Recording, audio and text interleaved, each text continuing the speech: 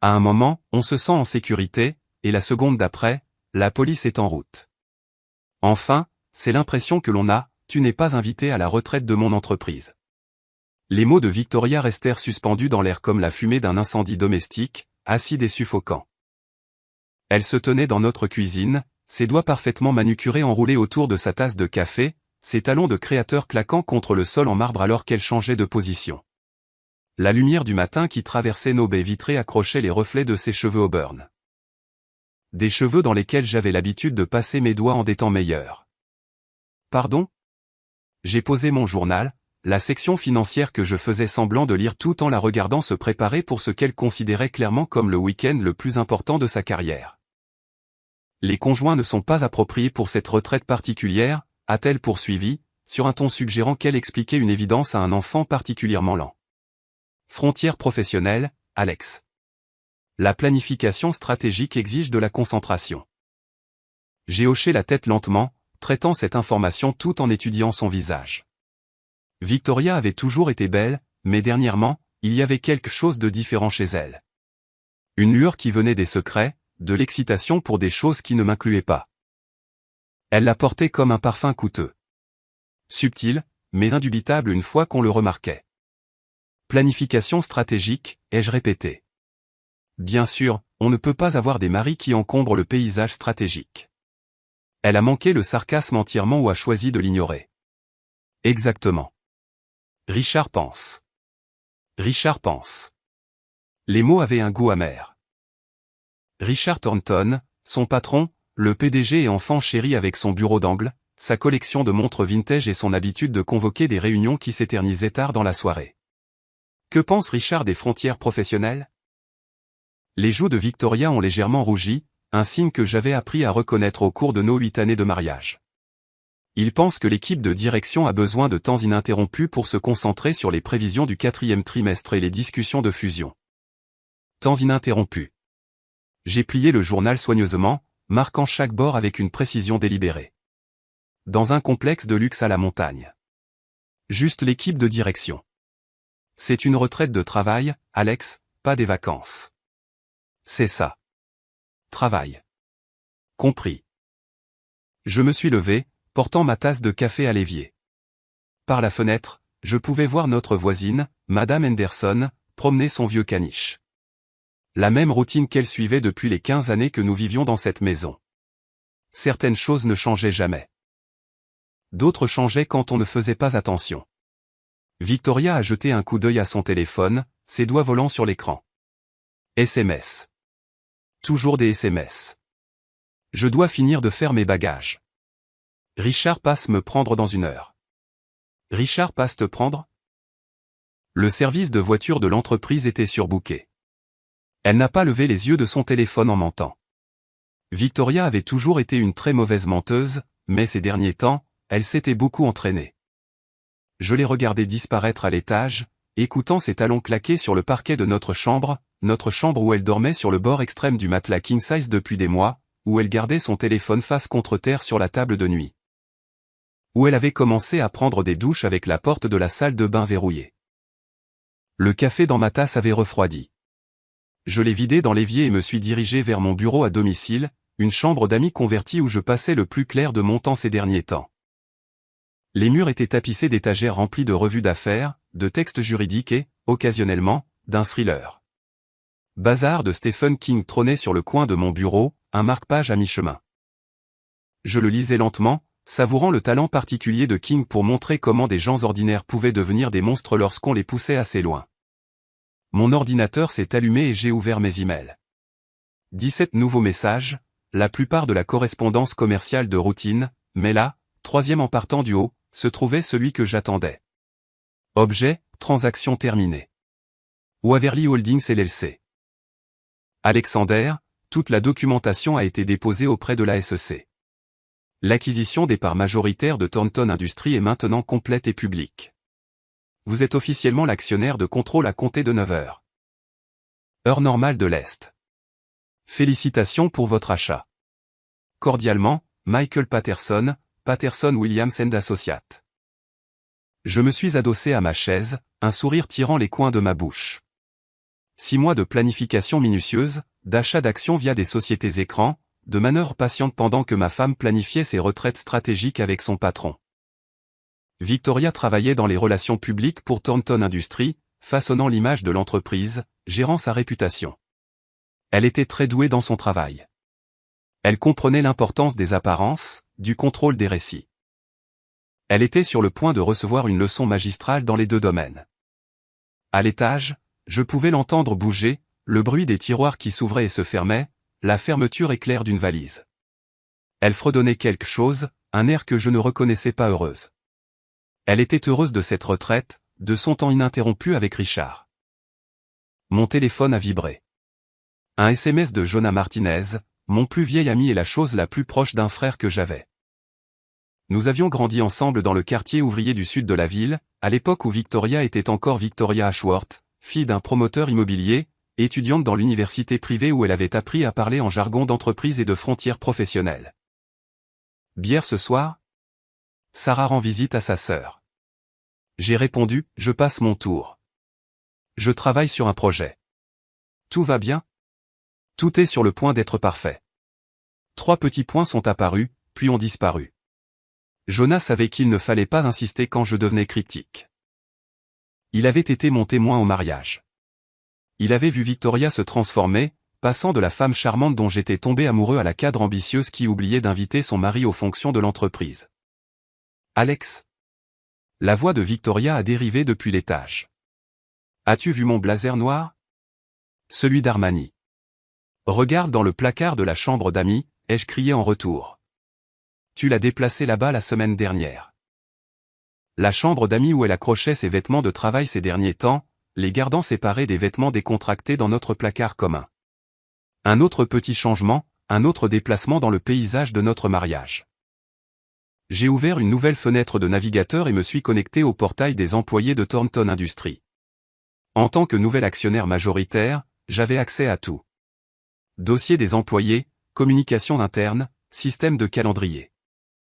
On m'avait accordé des privilèges d'administrateur il y a 1 heure, bien que le service informatique ait probablement supposé que j'étais une entité corporative sans visage, et non Alexander Waverly de Maple Street, marié à Victoria DRP.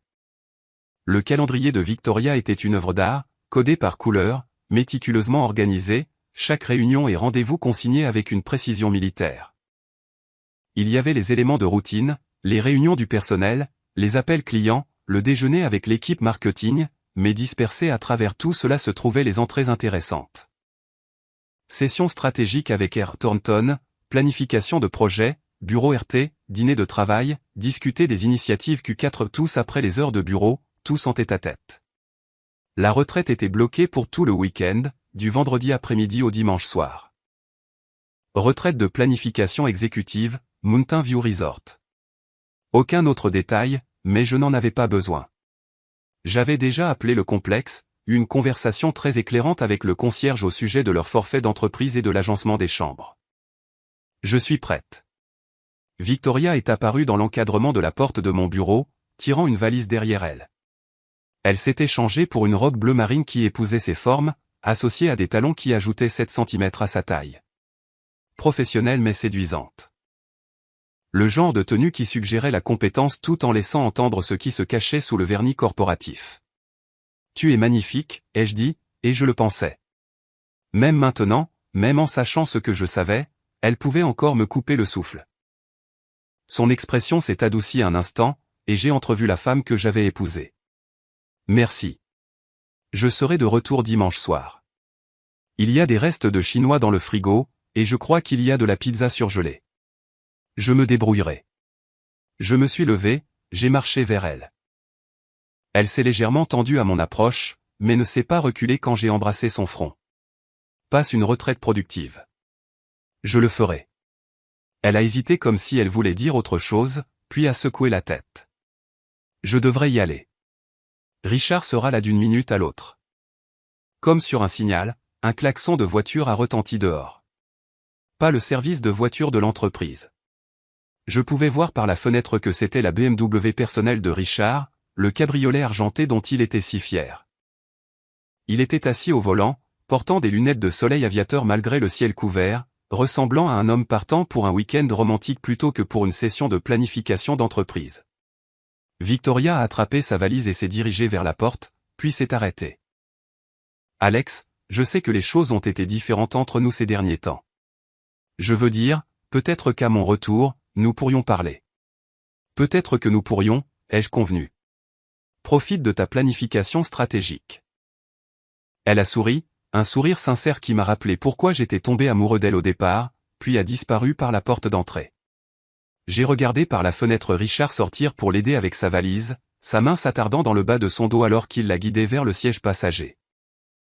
Ils ont échangé des mots que je ne pouvais pas entendre, et elle a ri à quelque chose qu'il a dit. La BMW s'est éloignée du trottoir, emportant ma femme vers son week-end de planification stratégique ininterrompu. J'ai attendu qu'il disparaisse au coin de la rue, puis je suis retourné à mon ordinateur. Il était temps de faire mes propres plans stratégiques. J'ai sorti les coordonnées du Mountain View Resort et composé le numéro. Une voix joyeuse a répondu à la 3e sonnerie. Mountain View Resort, ici Jennifer. Comment puis-je vous aider? Ici Alexander Waverly, ai-je dit. Je crois que mon entreprise a une réservation de groupe ce week-end. Thornton Industries. Oh, oui, monsieur Waverly. Nous vous attendions. Je vous ai inscrit comme actionnaire majoritaire. Félicitations pour votre récente acquisition.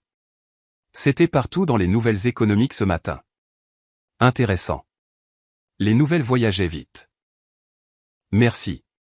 Je voulais organiser un accueil spécial pour certains de nos cadres qui arrivent aujourd'hui, en particulier ma femme, Victoria Waverly, et notre PDG, Richard Thornton. Bien sûr. Que aviez-vous en tête? Quelque chose de personnel. Un panier cadeau, peut-être, avec une carte de bienvenue. J'aimerais que la carte dise « Bienvenue à l'épouse du nouvel actionnaire majoritaire », avec mon nom en dessous. Que ce soit Claire qui envoie les salutations. Il y eut une pause. C'est tout à fait faisable. Devons-nous le livrer dans leur chambre à leur arrivée? Leur chambre, ai-je corrigé. Je crois qu'ils partagent le logement pour la retraite.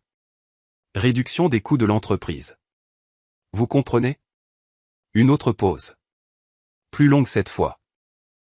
Je vois. Oui, nous pouvons certainement organiser cela. Excellent. Et Jennifer, assurez-vous que la carte soit bien en vue. Je veux que ce soit la première chose qu'il voit en entrant dans la pièce. Absolument, monsieur Waverly. Y a-t-il autre chose? C'est tout pour l'instant. Merci de votre aide. J'ai raccroché et me suis adossé à ma chaise, imaginant la scène qui se déroulerait dans quelques heures.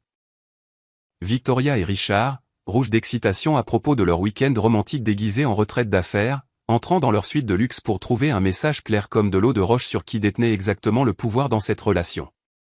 Mon téléphone a sonné. Jonah. D'accord. Qu'est-ce qui se passe, a-t-il dit sans préambule.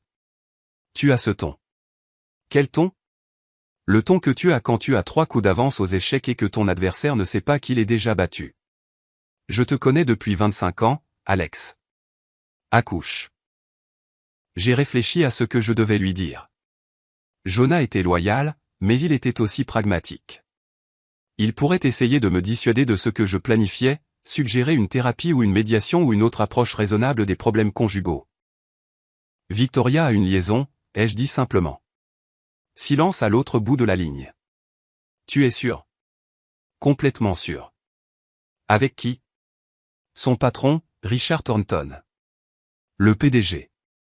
Le type avec la voiture de luxe et le complexe de Dieu. C'est lui. Une autre pause. Qu'est-ce que tu vas faire? J'ai souri même s'ils ne pouvaient pas le voir. Je vais leur rappeler à tous les deux l'importance des frontières professionnelles. Alex. Ne t'inquiète pas, Jonah. Rien d'illégal, rien de violent, juste une petite restructuration d'entreprise. Ça ne me rassure pas, ça devrait. Fais-moi confiance sur ce coup-là. Après avoir raccroché, j'ai passé l'heure suivante à passer en revue l'organigramme de Thornton Industries, le manuel de l'employé et les récents rapports financiers. En tant qu'actionnaire majoritaire, j'avais le droit d'effectuer des changements de personnel, de restructurer des départements, et même de remplacer le PDG si je jugeais cela nécessaire pour le bien-être de l'entreprise. Richard Thornton avait bâti sa carrière sur le charme et les relations, mais son sens des affaires réelles était discutable. Le cours de l'action de l'entreprise stagnait depuis 2 ans, et leurs 3 derniers lancements de produits avaient sous-performé. Le conseil d'administration grommelait à propos de son leadership, mais il avait réussi à détourner les critiques en blâmant les conditions du marché et les problèmes de chaîne d'approvisionnement. Maintenant, il m'avait donné toutes les munitions dont j'avais besoin. Mon email a sonné avec un nouveau message. L'expéditeur était indiqué comme VW, le compte professionnel de Victoria. Alex, je voulais juste te faire savoir que nous sommes bien arrivés. Le complexe est magnifique. Richard dit que les suites exécutives ont une vue imprenable sur les montagnes.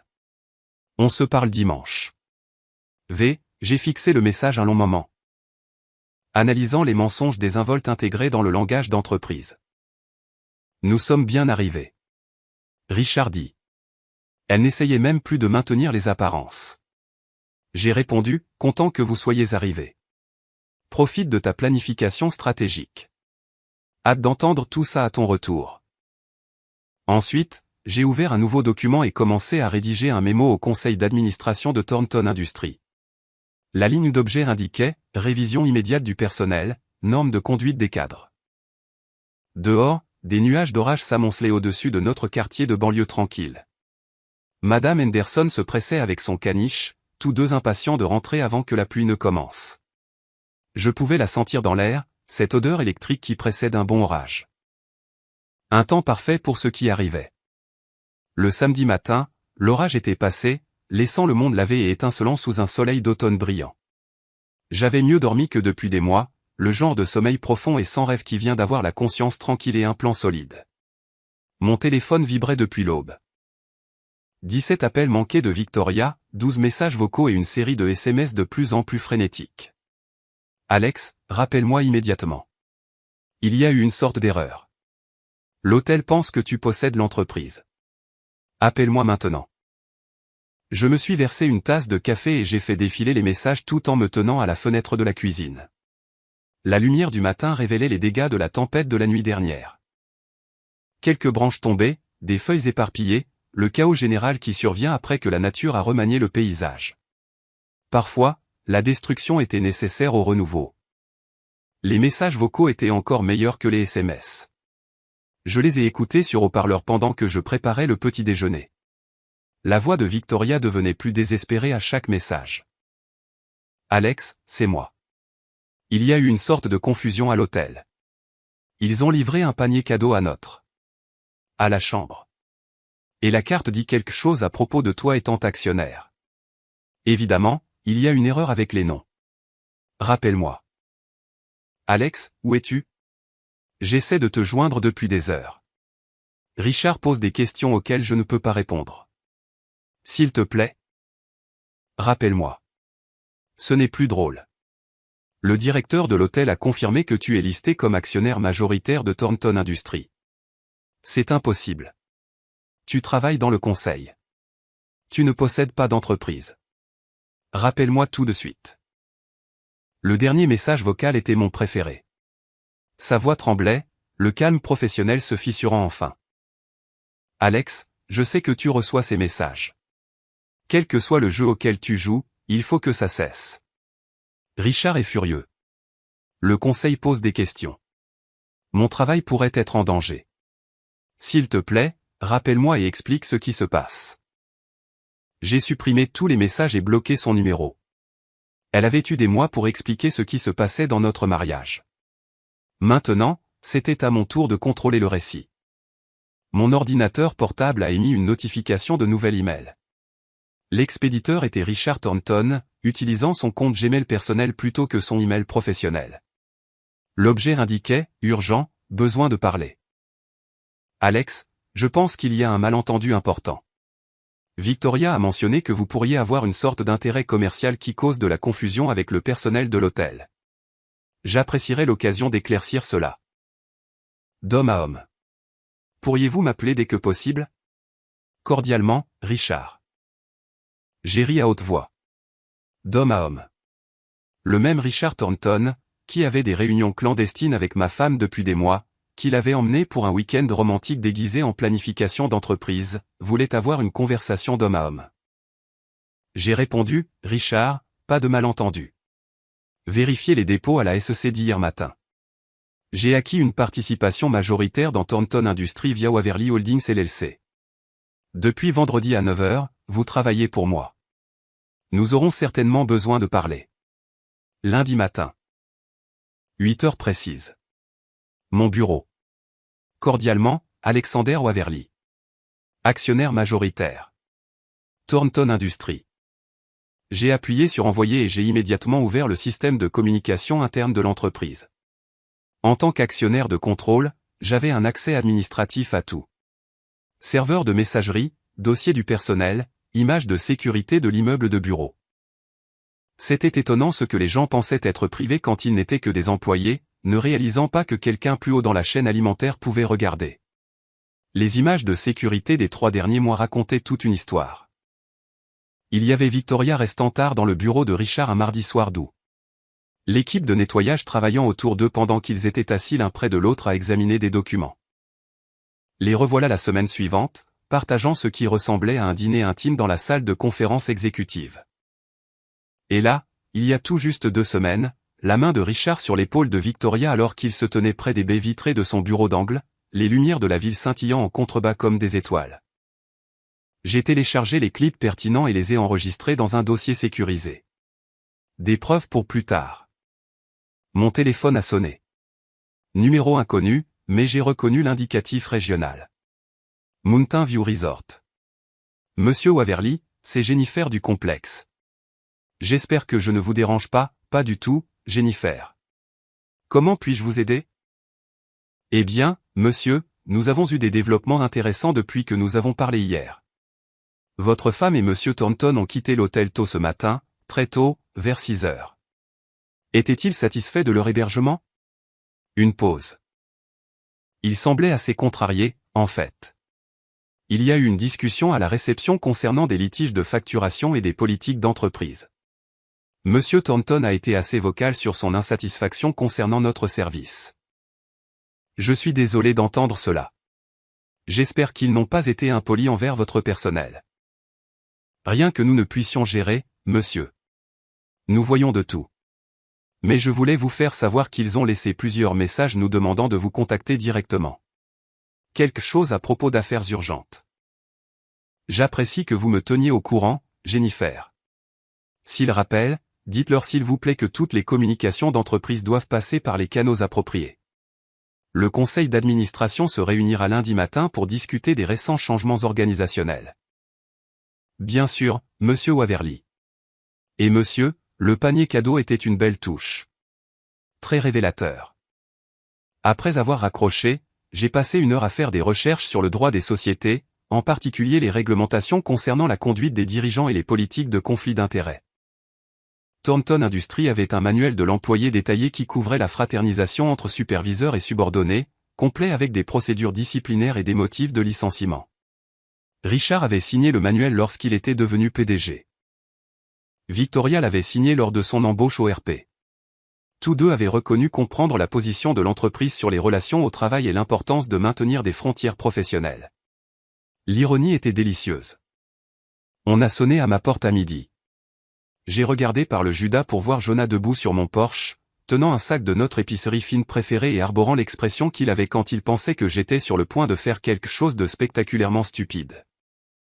L'heure de l'intervention, ai-je demandé en ouvrant la porte. L'heure du déjeuner, a-t-il corrigé, me dépassant pour entrer dans la maison. Quoique, si tu as besoin d'une intervention, je suis qualifié pour ça aussi. Jonah Martinez ressemblait à ce qu'il était, un ancien militaire reconverti dans la sécurité privée. Épaules larges, cheveux grisonnants coupés courts et des yeux bruns intelligents à qui rien n'échappait. Il avait fait 2 missions en Afghanistan avant de rentrer chez lui pour épouser sa petite amie d'université et fonder une famille. Sarah était enceinte de 8 mois de leur premier enfant, un fait qui avait rendu Jonah encore plus protecteur envers les gens auxquels il tenait. Sarah a envoyé des sandwichs, dit-il en déballant le sac sur le comptoir de ma cuisine. Pastrami pour toi, dinde pour moi. Elle a aussi envoyé des instructions strictes pour s'assurer que tu ne prévois rien qui t'enverra en prison ou au journal télévisé. Sarah est une femme sage.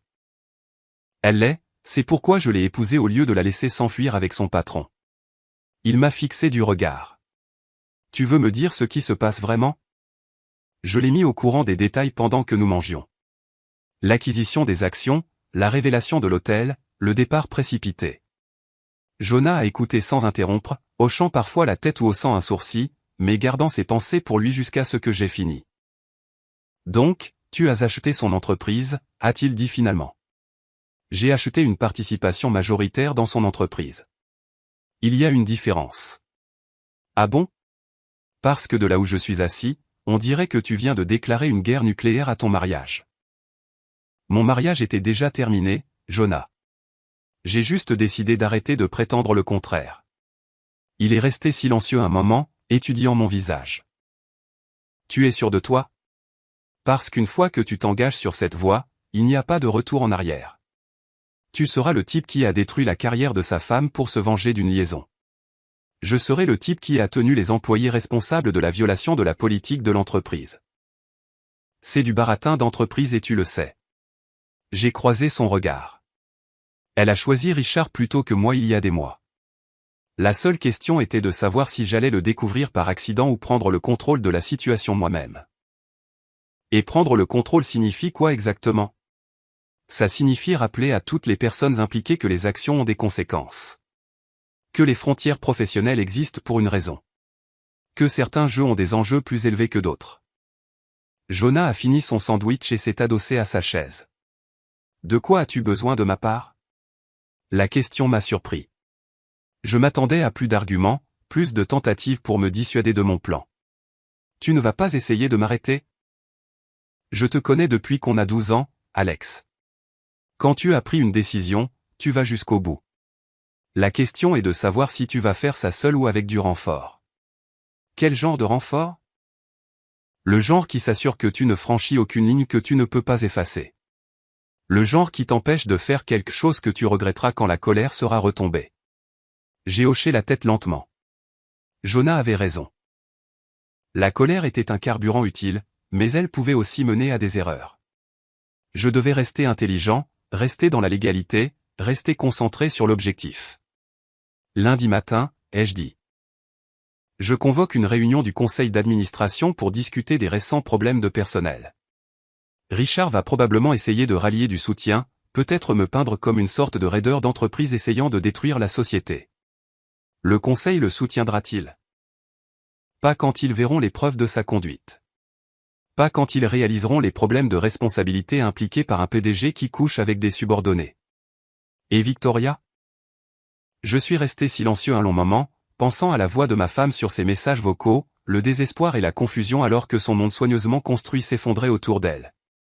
Victoria apprendra qu'il y a des conséquences à trahir les gens qui vous aiment. Après le départ de Jonah, j'ai passé l'après-midi à préparer la réunion du conseil d'administration de lundi. J'ai rédigé une présentation soulignant les problèmes de performance de Richard, la croissance stagnante de l'entreprise sous sa direction, et l'exposition juridique potentielle de sa relation avec Victoria. J'ai inclus des captures d'écran de leur réunion après les heures de bureau, des copies de leur communication personnelle et une chronologie détaillée de leur liaison. Tout était documenté. Tout était factuel. Tout était présenté dans le langage froid et professionnel que les conseils d'administration comprenaient. Mon téléphone a vibré avec un SMS d'un numéro inconnu. Victoria utilisant le téléphone de quelqu'un d'autre. Alex, c'est Victoria. Je sais que tu ne prends pas mes appels, mais nous devons parler. Ce que tu fais ne me blesse pas seulement moi. Ça blesse des gens innocents. Richard a une famille. L'entreprise a des employés qui dépendent de leur travail. S'il te plaît, ne laisse pas ta colère tout détruire. J'ai fixé le message pendant un long moment. Elle avait raison sur un point. Richard avait effectivement une famille, une femme depuis 15 ans et 2 filles adolescentes.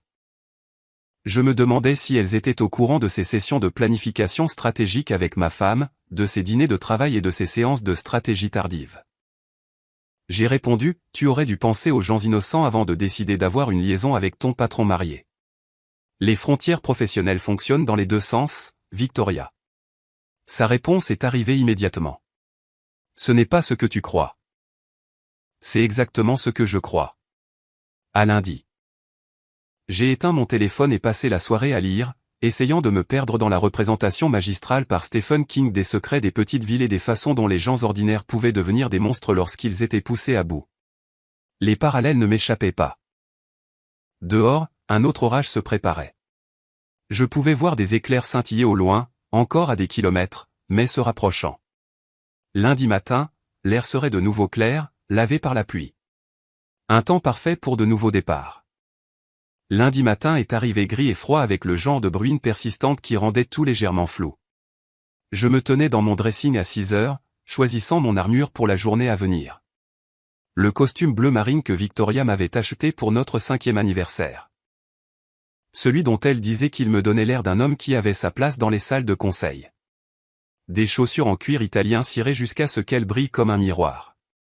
Une cravate qui coûtait plus cher que ce que la plupart des gens dépensaient en courses par semaine. Je ressemblais à un actionnaire majoritaire. Je ressemblais à un homme qui possédait des choses. Le bâtiment de Thornton Industries s'élevait sur 37 étages au-dessus du centre-ville, un monument étincelant au succès corporatif et à l'ego de Richard. J'y étais allé des dizaines de fois au fil des ans, généralement pour des fêtes d'entreprise ou des fonctions où les conjoints étaient non seulement invités, mais attendus. Victoria me présentait, mon mari, Alex. Il est dans le conseil. Et je serrais la main de ses collègues tout en calculant mentalement le prix de leur montre et en me demandant s'ils couchaient avec leurs assistants. Aujourd'hui, je traversais le hall en marbre comme si je le possédais, parce que c'était le cas. Bonjour, monsieur Waverly. Le garde de sécurité à la réception avait l'air nerveux. Le genre de nervosité qui vient de la réception de mémos urgents sur la nouvelle propriété et les changements de structure de l'entreprise. Votre accès exécutif a été activé. 37e étage, bureau d'angle. Le trajet en ascenseur vers le sommet m'a semblé plus long que d'habitude, même si j'étais seul. Du jazz doux joué par des haut-parleurs cachés, la même bande-son d'entreprise générique qui était censée inspirer confiance dans la stabilité et la vision de l'entreprise. Je me demandais si Richard avait choisi la musique lui-même. Un autre petit détail dans son image soigneusement élaborée de PDG à succès. Le 37e étage bourdonnait déjà d'activité malgré l'heure matinale. Les assistants de direction se dépêchaient entre les bureaux, le visage tendu par le stress particulier qui vient de savoir que les emplois de leur patron étaient en péril. Les nouvelles voyageaient vite dans les environnements d'entreprise, surtout quand elles impliquaient des scandales personnels et des rachats hostiles. Le bureau de Victoria était au 35e étage au service des relations publiques. Je me demandais si elle était là maintenant, essayant frénétiquement d'élaborer un récit qui sauverait sa carrière et sa réputation. Elle était douée dans son travail. Elle comprenait le pouvoir de contrôler l'histoire, de devancer la publicité négative avant qu'elle ne puisse prendre racine. Dommage qu'elle ait oublié que certaines histoires étaient trop grosses pour être manipulées. Monsieur Waverly. Une femme dans la cinquantaine s'est approchée de moi, ses cheveux argentés tirés en un chignon parfait et son expression soigneusement neutre. Je suis Margaret Chen, assistante de direction du conseil d'administration. La salle de conférence est prête pour votre réunion. La salle du conseil était exactement ce qu'on attendait d'une entreprise essayant de projeter le succès. Table en acajou, chaises en cuir, baies vitrées avec vue sur la ville qui ajoutait probablement $50 000 au bail du bureau. 8 membres du conseil étaient déjà assis, leur visage allant de la curiosité à l'inquiétude en passant par l'hostilité ouverte. Je reconnaissais la plupart d'entre eux des fonctions de l'entreprise. James Morrison, le président aux cheveux argentés qui avait fait fortune dans l'immobilier avant de passer au conseil d'administration. Patricia Williams, l'ancienne procureure au regard perçant spécialisée dans la gouvernance d'entreprise. David Kim, le plus jeune membre à 42 ans, qui s'était fait un nom dans les startups technologiques avant de rejoindre des entreprises plus établies. En bout de table, Richard Thornton était assis, ressemblant à un homme qui avait passé le week-end en mode gestion de crise. Ses cheveux habituellement parfaits étaient légèrement ébouriffés, son costume coûteux froissé, et il y avait des cernes sous ses yeux suggérant très peu de sommeil. Il s'est levé quand je suis entré dans la pièce, tendant la main avec un sourire qui n'atteignait pas ses yeux. « Alex, content de vous voir. Je pense qu'il pourrait y avoir une certaine confusion sur la nature de cette réunion. » J'ai ignoré sa main tendue et pris le siège directement en face de lui. Aucune confusion, Richard. J'ai convoqué cette réunion pour discuter de problèmes de personnel récents qui nécessitent l'attention immédiate du conseil. Problème de personnel. Patricia Williams s'est penchée en avant, ses instincts de procureur se réveillant. Monsieur Waverly, bien que nous apprécions votre investissement dans l'entreprise, les décisions concernant le personnel sont généralement traitées par les canaux appropriés.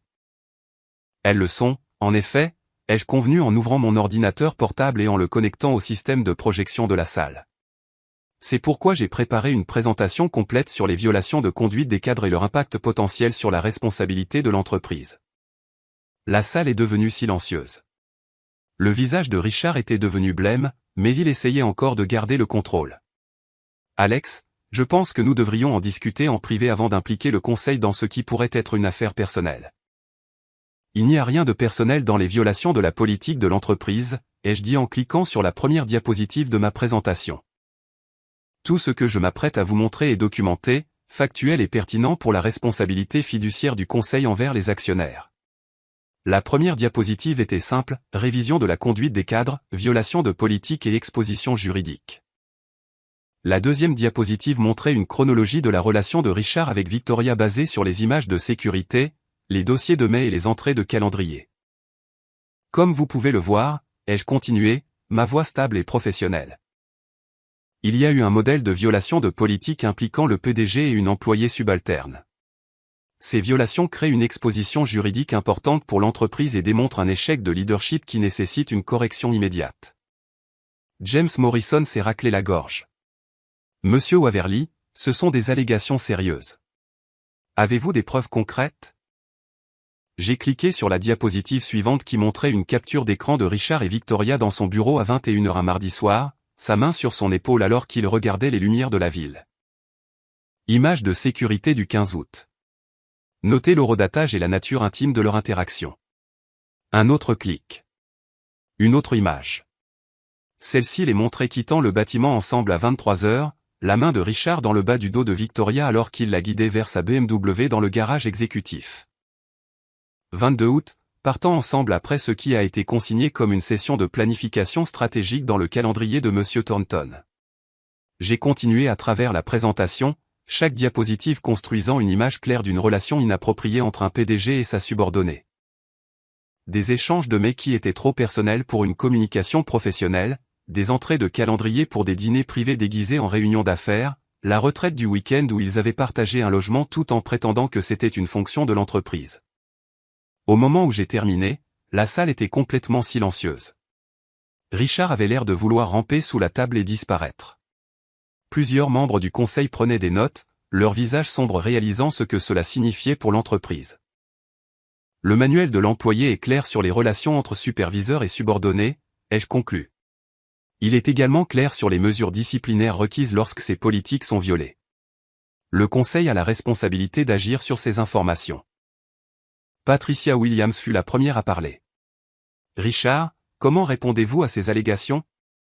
Richard s'est redressé sur sa chaise, essayant de sauver ce qui restait de son autorité. La relation entre Madame Waverly et moi-même a toujours été strictement professionnelle. Ces images peuvent être mal interprétées, sorties de leur contexte. Qu'en est-il de l'hébergement partagé au Mountain View Resort, a demandé David Kim. Cela semble difficile à mal interpréter. Réduction des coûts d'entreprise, a dit Richard faiblement. Nous essayons de réduire les dépenses en partageant une suite de luxe. J'ai affiché la facture de l'hôtel sur mon ordinateur portable, une suite qui coûtait plus cher par nuit que ce que la plupart des employés gagnent en une semaine. Les questions ont continué pendant encore 1 heure, chacune rendant la position de Richard plus intenable. Les membres du conseil n'étaient pas stupides.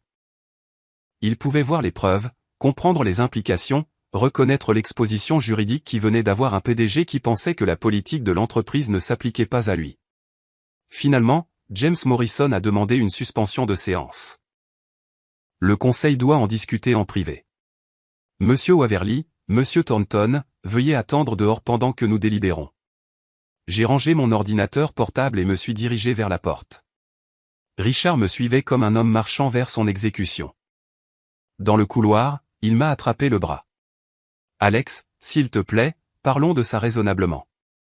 Victoria et moi, c'est compliqué, mais ce n'est pas ce que tu crois. J'ai regardé sa main sur mon bras, puis son visage. Enlève ta main, Richard.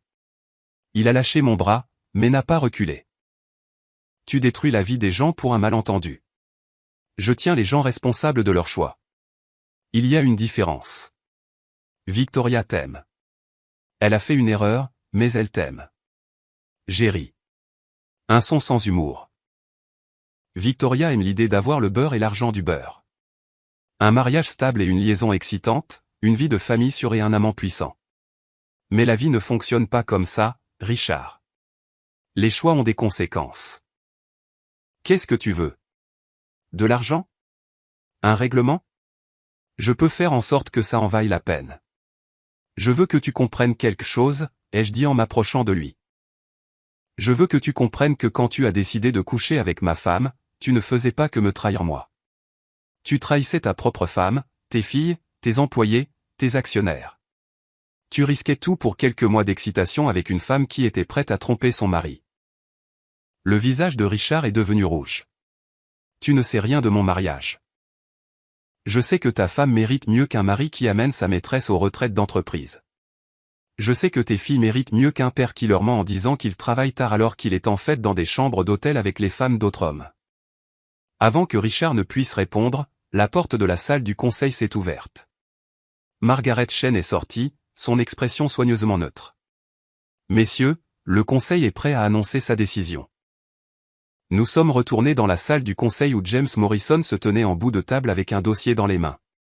Son expression était grave, le regard d'un homme sur le point d'annoncer une nouvelle que personne ne voulait entendre.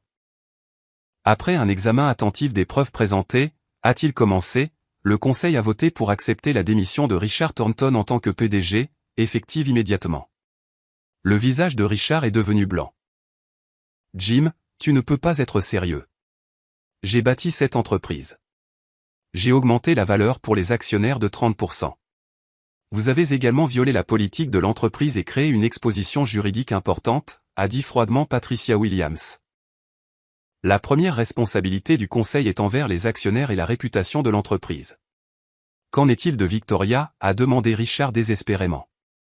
Elle est tout aussi impliquée que moi.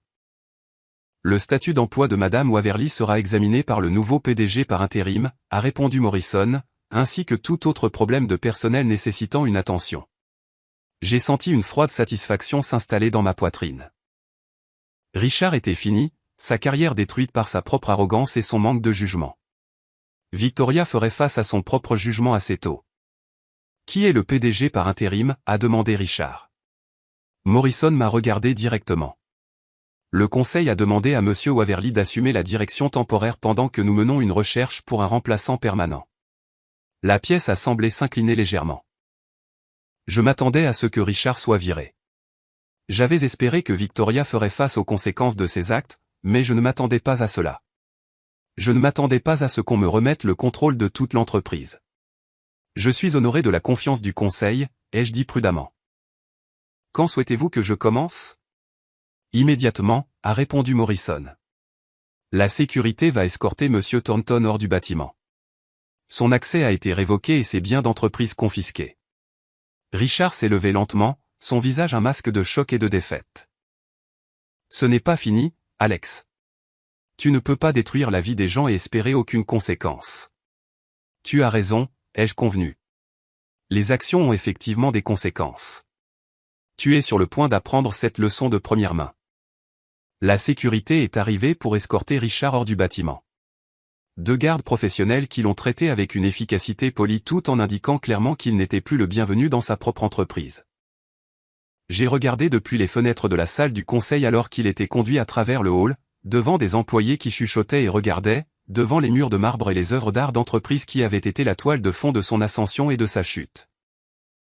Les portes de l'ascenseur se sont fermées derrière lui et Richard Thornton a disparu de Thornton Industries pour toujours. Monsieur Waverly. Margaret Chen est apparue à mon coude. Votre nouveau bureau est prêt. Voulez-vous que je vous fasse visiter? Le bureau d'angle était magnifique. Des fenêtres du sol au plafond sur 2 côtés. Une vue qui s'étendait du centre-ville au port. Des meubles qui coûtaient probablement plus cher que la voiture de la plupart des gens.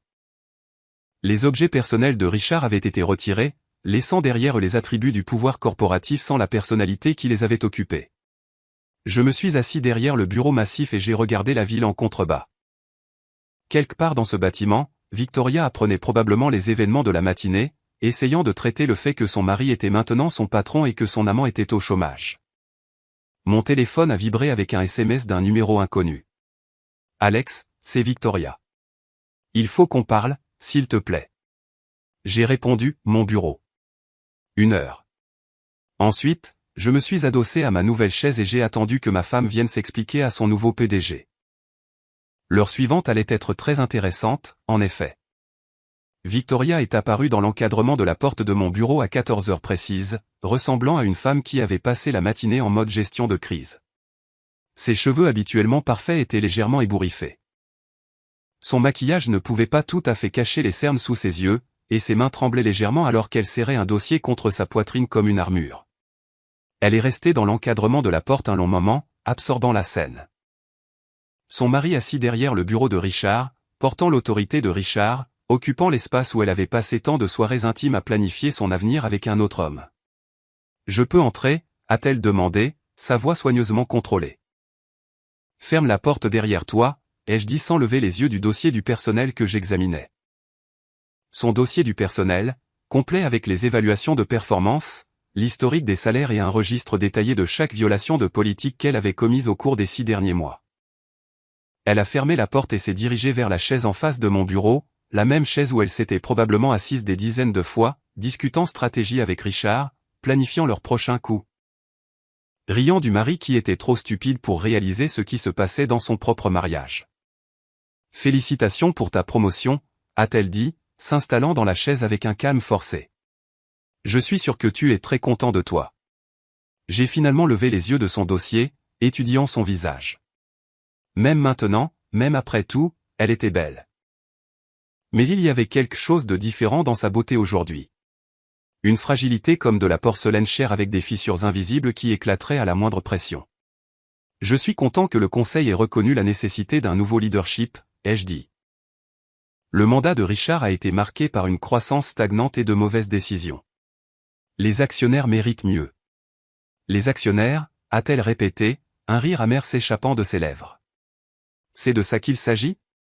Gouvernance d'entreprise et responsabilité fiduciaire ? De quoi d'autre s'agirait-il ?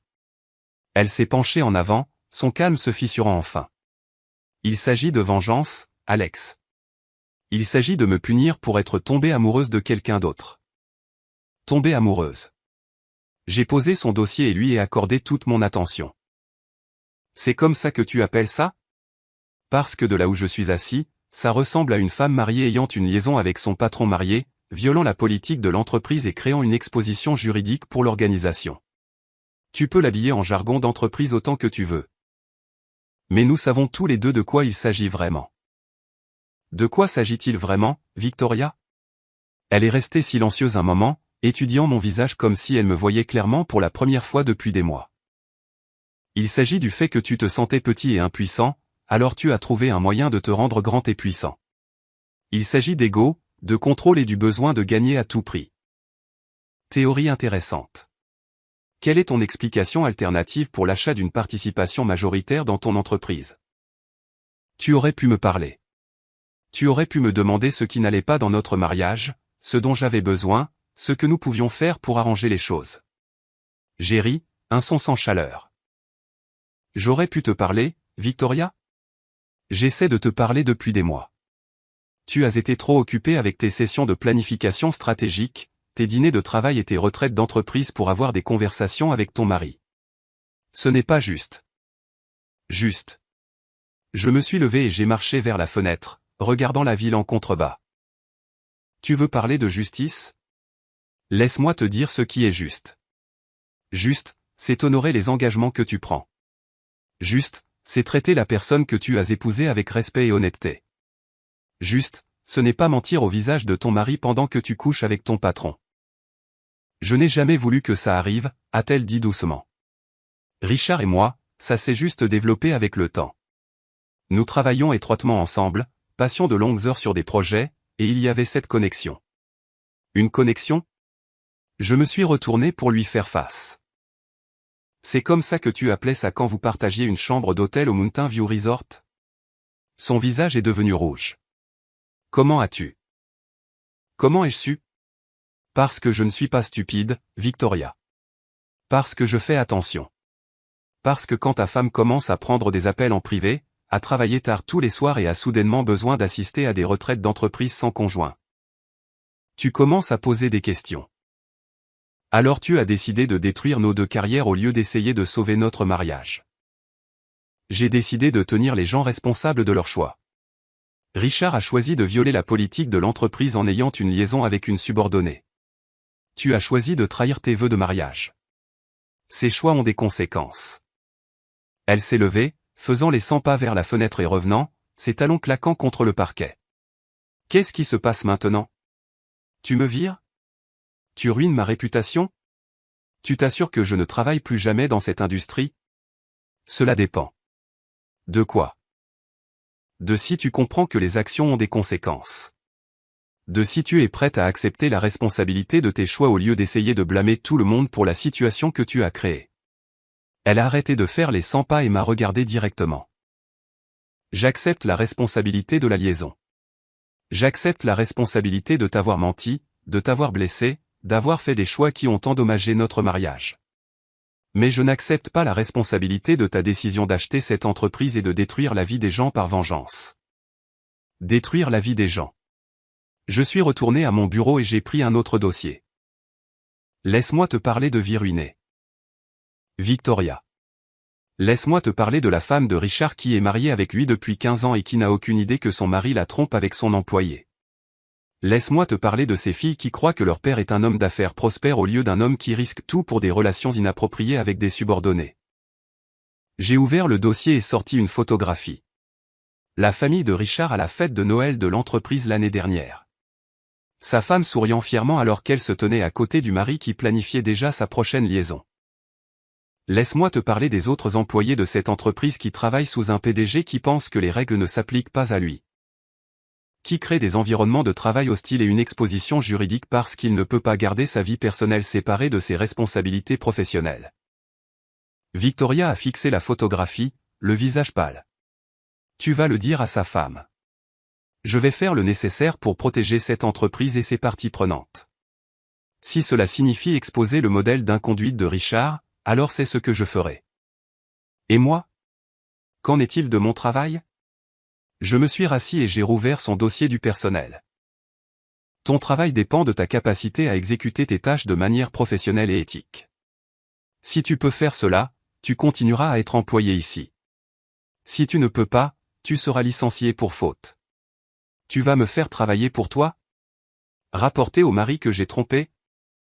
Je vais te donner la même opportunité que je donne à chaque employé.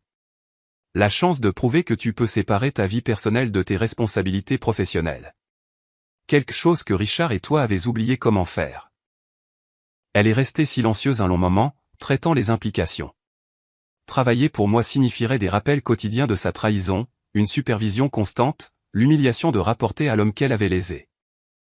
Partir signifierait recommencer dans une nouvelle industrie, expliquer pourquoi elle avait quitté son emploi précédent, faire face aux conséquences professionnelles de ses choix personnels. C'est cruel, a-t-elle dit finalement. C'est les affaires. Tu voulais des frontières professionnelles, Victoria. Tu voulais garder les relations personnelles séparées des responsabilités professionnelles. Félicitations. Tu es sur le point d'obtenir exactement ce que tu as demandé. Mon téléphone a vibré avec un appel interphone de Margaret Chen. Monsieur Waverly, les membres du conseil aimeraient vous rencontrer au sujet du plan de transition. Dites-leur que je serai là dans 5 minutes, ai-je dit, puis j'ai regardé Victoria. J'ai une autre réunion. Tu devrais retourner à ton bureau et réfléchir à ce dont nous avons discuté. Elle s'est levée lentement, rassemblant son calme comme une armure. Y a-t-il une chance pour nous, Alex? Pour notre mariage? J'ai étudié son visage, cherchant quelque chose. Du regret, un remords sincère, un signe qu'elle comprenait l'ampleur de ce qu'elle avait fait. Ce que j'ai vu à la place, c'était du calcul. Le même regard qu'elle avait quand elle élaborait une stratégie de relations publiques ou gérait une crise pour un client. Notre mariage s'est terminé la première fois que tu m'as menti en disant que tu travaillais tard alors que tu étais en fait avec Richard, ai-je dit. Tout depuis lors n'a été que de la paperasse. Elle a hoché la tête comme si elle s'attendait à cette réponse. Qu'en est-il de la maison, de nos finances, des choses pratiques? Mon avocat contactera ton avocat. Nous gérons le divorce comme des adultes, avec le même professionnalisme que tu voulais maintenir au travail. Elle a marché jusqu'à la porte, puis s'est arrêtée, la main sur la poignée. Je t'aimais, Alex. Je t'aime toujours, à ma façon. Je sais, ai-je dit. Mais l'amour sans loyauté n'est que du sentiment. Et le sentiment ne construit pas des mariages ni ne dirige des entreprises. Après son départ, je suis resté seul dans mon nouveau bureau, regardant la ville en contrebas. Quelque part là-dehors, Richard appelait probablement ses contacts, essayant de sauver sa carrière, expliquant à sa femme pourquoi il avait perdu son emploi. Ailleurs, Victoria retournait à son bureau, essayant de comprendre comment travailler pour le mari qu'elle avait trahi. L'interphone a sonné à nouveau. Monsieur Waverly, le conseil est prêt pour vous. J'ai ajusté ma cravate, attrapé mon ordinateur portable et me suis dirigé vers la porte. Il y avait du travail à faire, une entreprise à diriger, des employés à gérer, des actionnaires à satisfaire.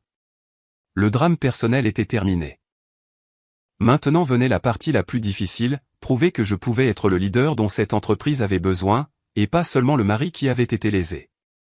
En descendant le couloir vers la salle du conseil, je suis passé devant le bureau de Victoria. À travers les parois de verre, je pouvais la voir assise à son bureau, fixant l'écran de son ordinateur sans vraiment le voir. Ses épaules tremblaient légèrement, et j'ai réalisé qu'elle pleurait.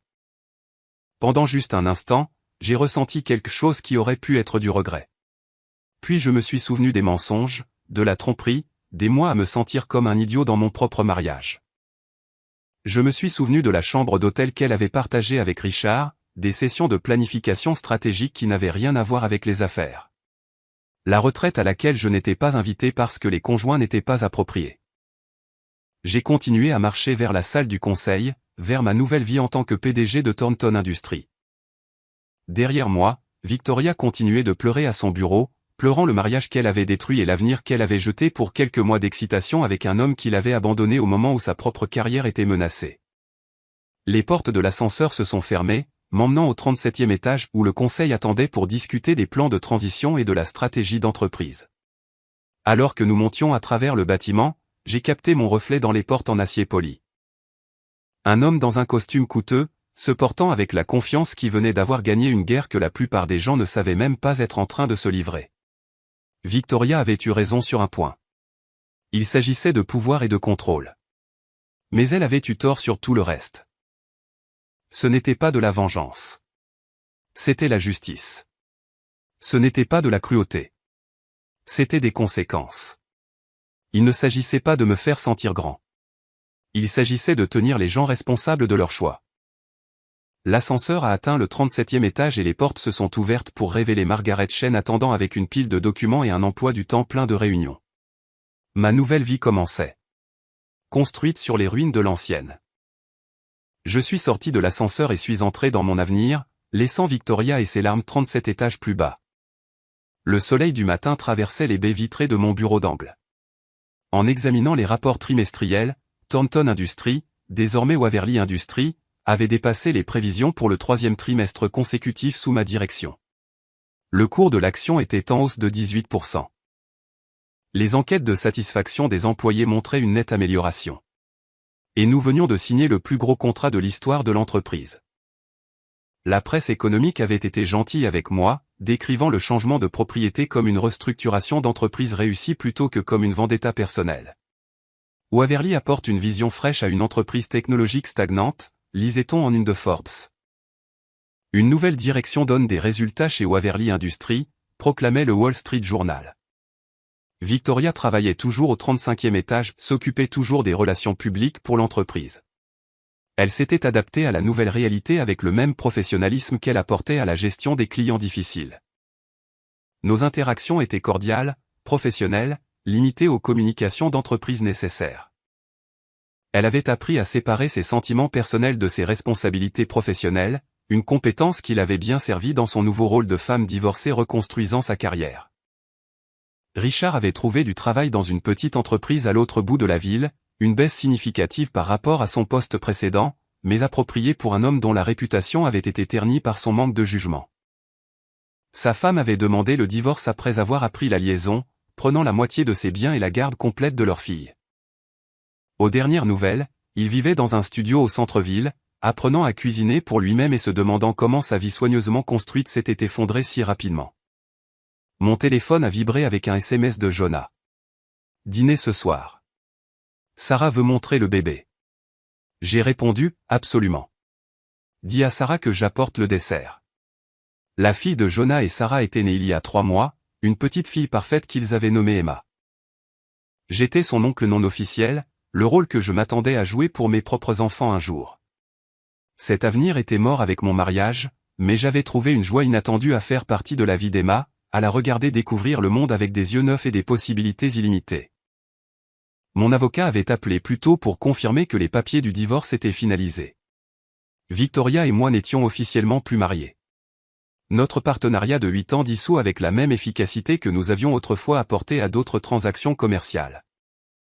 Elle avait gardé son nom de jeune fille au travail, Victoria Ashworth, vice-présidente senior des relations publiques, et avait emménagé dans un appartement du centre-ville qui convenait à sa nouvelle vie de femme professionnelle célibataire. Parfois, je me demandais si elle était heureuse, si elle avait trouvé ce qu'elle cherchait quand elle avait commencé sa liaison avec Richard, mais la plupart du temps, je ne pensais pas à elle du tout. Elle était une employée maintenant. Rien de plus, rien de moins. Margaret Chen a frappé à la porte de mon bureau, portant l'emploi du temps de la journée et une tasse de café préparée exactement comme je l'aimais. Elle avait été un atout inestimable pendant la transition, m'aidant à naviguer dans les complexités de la gestion d'une entreprise tout en maintenant la discrétion qui avait fait son succès dans les environnements corporatifs. Bonjour, Monsieur Waverly. La réunion du conseil est à 10 heures, déjeuner avec le groupe Peterson à midi, et l'orientation des nouveaux employés à 15 heures. Merci, Margaret. Des messages urgents? Rien qui ne puisse attendre après la réunion du conseil. Oh, et votre agent immobilier a appelé. La maison sur Elm Street est prête pour votre visite finale. J'ai hoché la tête, ressentant un mélange d'anticipation et de clôture. J'avais vendu la maison que Victoria et moi avions partagée, l'endroit où notre mariage s'était lentement désintégré pendant que je restais inconscient des changements qui se produisaient autour de moi. La nouvelle maison était plus petite mais parfaitement adaptée à ma vie actuelle. Une maison de célibataire avec un bureau à domicile, un atelier dans le garage et une chambre d'amis pour quand la famille de Jonah viendrait en visite. La matinée passa rapidement, remplie des défis routiniers de la gestion d'une entreprise prospère. La réunion du conseil a couvert les plans d'expansion pour le prochain exercice fiscal. Le déjeuner avec le groupe Peterson a abouti à un accord de principe pour une coentreprise qui augmenterait notre part de marché de 12%. L'orientation des nouveaux employés m'a rappelé pourquoi j'aimais le leadership, l'opportunité de façonner la culture d'entreprise, de créer un environnement où les gens pouvaient faire leur meilleur travail sans se soucier de la politique de bureau ou de l'inconduite des dirigeants. À 17 heures, j'ai emballé ma mallette et me suis dirigé vers l'ascenseur. Le bâtiment était plus calme maintenant, la plupart des employés étant partis pour la journée, mais il y avait encore de l'énergie dans l'air. La satisfaction qui venait d'une journée productive, d'un travail bien fait, de problèmes résolus et d'objectifs atteints. En attendant l'ascenseur, j'ai aperçu Victoria par la fenêtre de son bureau. Elle était toujours à son poste, travaillant tard comme elle le faisait souvent, son visage illuminé par la lueur de son écran d'ordinateur. Pendant juste un instant, je me suis souvenu de la femme dont j'étais tombé amoureux il y a 8 ans, la jeune professionnelle ambitieuse qui m'avait charmé par son intelligence et son dynamisme. Puis l'ascenseur est arrivé, et je suis entré, laissant le passer là où il devait être. Les portes se sont fermées et je suis descendu à travers le bâtiment que je possédais maintenant, passant les étages remplis d'employés qui dépendaient de mon leadership. Passant les salles de conférence où je prenais des décisions qui affectaient des centaines de vies. Passant le hall où mon nom était affiché en lettres de laiton qui accrochaient la lumière du soleil couchant. Dehors, la ville s'animait avec l'énergie du soir. Les restaurants se remplissaient de convives, les bars accueillaient les foules de l'happy hour, les théâtres se préparaient pour les représentations du soir, la vie continuant sous toutes ses formes désordonnées, compliquées et belles. J'ai marché jusqu'à ma voiture, une nouvelle BMW qui reflétait ma situation changée sans être ostentatoire. En conduisant à travers la ville vers ma nouvelle maison, j'ai pensé au voyage qui m'avait amené ici, la trahison qui m'avait presque détruit, la colère qui m'avait motivé, la planification minutieuse qui avait transformé le désastre en opportunité. Victoria avait eu tort sur mes motivations. Il ne s'agissait pas de vengeance ou de pouvoir ou du besoin de se sentir important. Il s'agissait de refuser d'être une victime, de prendre le contrôle de ma propre histoire, de prouver que les actions ont des conséquences, et que parfois les conséquences peuvent être étonnamment positives. Mon téléphone a sonné par les haut-parleurs de la voiture. La voix de Jonah a rempli l'espace. « Et, tu viens toujours dîner ? Sarah fait ce plat de pâtes que tu aimes. Je ne manquerai ça pour rien au monde. Comment va Emma aujourd'hui ? Parfaite, comme toujours. Elle m'a souri ce matin, un vrai sourire, pas juste des gaz. J'ai ri, sentant la chaleur qui venait du fait de faire partie de quelque chose de bon, quelque chose de pur, quelque chose de non marqué par la trahison ou la tromperie. Je serai là dans 20 minutes. Bien. Et Alex, Sarah voulait que je te dise quelque chose. Quoi donc ? Elle est fière de toi pour la façon dont tu as tout géré. Pour l'homme que tu es devenu. Nous le sommes tous les deux. Je suis resté silencieux un moment, inopinément ému par la simple gentillesse d'ami qui m'avait soutenu à travers la pire période de ma vie. Merci. Ça signifie plus que tu ne le sais. À bientôt. Après avoir raccroché, j'ai conduit à travers le quartier où Victoria et moi avions vécu ensemble, passant devant la maison où nous avions planifié notre avenir, partagé nos rêves et nous étions lentement éloignés sans qu'aucun de nous ne réalise ce qui se passait. Les nouveaux propriétaires avaient peint les volets en bleu et planté des fleurs dans le jardin de devant. De petits changements qui indiquaient clairement que ce n'était plus ma maison. Je n'ai ressenti aucune tristesse à cette vue. Aucun regret pour ce que j'avais perdu. Cette vie appartenait à quelqu'un d'autre maintenant. Une version plus jeune, plus naïve de moi-même qui avait cru que l'amour et la loyauté allaient de pair, qui avait fait confiance sans vérifier, qui avait supposé que les vœux de mariage signifiaient la même chose pour tout le monde. L'homme que j'étais devenu comprenait que la vie était plus compliquée que cela. Que les gens faisaient des choix basés sur leurs propres besoins et désirs. Que parfois, la personne que vous aimiez le plus était capable de vous blesser de façon que vous n'auriez jamais imaginé possible. Mais il comprenait aussi que la survie était un choix. Que la dignité se gagnait par l'action. Que parfois, la meilleure vengeance était simplement de bien vivre et d'avancer avec grâce et détermination. J'ai tourné sur Elm Street et me suis garé dans l'allée de ma nouvelle maison, une maison de style colonial avec de bonnes bases et des possibilités infinies. Demain, je commencerai le processus pour la rendre vraiment mienne, choisissant les couleurs de peinture, disposant les meubles, créant des espaces qui reflétaient l'homme que j'étais devenu plutôt que l'homme que j'avais été. Ce soir, je dînerai avec des amis qui m'aimaient, tiendrai un bébé qui représentait l'espoir et les nouveaux départs. Et célébrerai la satisfaction tranquille qui venait du fait d'avoir construit quelque chose de bon sur les décombres de quelque chose qui avait été brisé au-delà de toute réparation. Alors que je marchais vers la porte d'entrée, mon téléphone a vibré avec un dernier message de la journée. Victoria envoyant un SMS depuis son numéro personnel. Félicitations pour l'affaire du groupe Peterson. C'était la bonne décision pour l'entreprise. J'ai fixé le message un instant, puis j'ai répondu « Merci ». Passe une bonne soirée. Professionnel, courtois, final. J'ai rangé mon téléphone et ouvert la porte de ma nouvelle vie, laissant le passé là où il devait être et avançant vers tout ce qui viendrait ensuite. L'avenir n'était pas écrit, plein de possibilités, et entièrement à moi de créer. Derrière moi, le soleil se couchait sur la ville, peignant le ciel de nuances d'or et de cramoisi. Quelque part dans cette ville, Victoria finissait probablement son travail pour la journée, se préparant à retourner à son appartement et à sa nouvelle vie de femme célibataire apprenant à vivre avec les conséquences de ses choix. Ailleurs, Richard était probablement assis dans son studio, se demandant comment son monde soigneusement construit s'était effondré si complètement. Mais je ne pensais à aucun d'eux.